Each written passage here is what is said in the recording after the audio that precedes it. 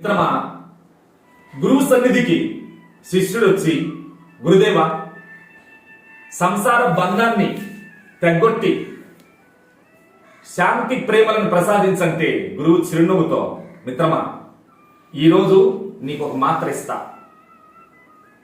నీ సంసారంలో నీ బంధువులు నిన్నెంత ప్రేమిస్తారో గమనించు అని మాత్ర ఇచ్చి పంపాడు. ఆ మాత్ర తిని, ఆ మాత్ర మింగి ఇంటికి పోయి పడిపోయాడు. ఇంటి వారంతా చుట్టూ గుమిగుడి, ఒకటే రోదన. సరే, అతను చచ్చిపోయినాడు అనుకున్నారు.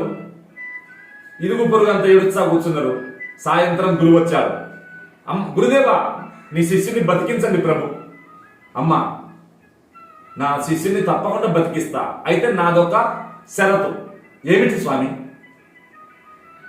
నా దగ్గర ఒక మాత్ర ఉంది. ఈ మాత్ర ఎవరు మింగితే వాళ్ళు చస్తారు, నా శిష్యుడు లేస్తాడు. ఆ మాటతో నాలుగు గడుచుకున్నారు. అయ్యో రామా, మళ్ళా ఇదొక శిక్షనా? అమ్మా, నువ్వు భార్యవు కదా, నువ్వు మింగు, నీ భర్త లేచడు. అబ్బా స్వామి, పిల్లలకు గతెవు. సరే అవ్వా, నువ్వు మింగు, నీ కొడుకు పైకి లేచడు. స్వామి, నేను పోతే ముసలిని దిక్కెవడు. తాత, నువ్వు మింగు, నీ కొడుకు లేచడు. స్వామి, గురుదేవా, నేను పోతే నా ముసలిదాన్ని దిక్కెవడు. అయితే పిల్లలు మీరు మింగనరా, మీ నాన్న లేచడు. స్వామి, మేము పోతే మా అమ్మకు దిక్కెవడు. మా అమ్మ మళ్ళీ మా కోసం చచ్చది. ఈ విధంగా మాట్లాడేసరికి అంటే వాళ్ళందరూ ఒక మాట ప్లాన్ వేశారు. గురుదేవా, నువ్వు ఉన్న ఒకనివే, పోయినా ఒకనివే. ఆ మాత్రం నువ్వే మింగు, మీ శిష్యుడు లేచడు, మేము మీకు పూజ చేసుకుంటా ఉంటాం ఫోటో పెట్టి. ఆ మాటతో గురువు నవ్వుతూ, తప్పకుండా మింగుతామ్మా. మింగేశాడు. శిష్యుడు లేచాడు.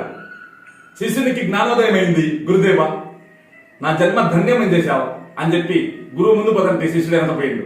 హరి ఓం హరిలో రంగ హరి.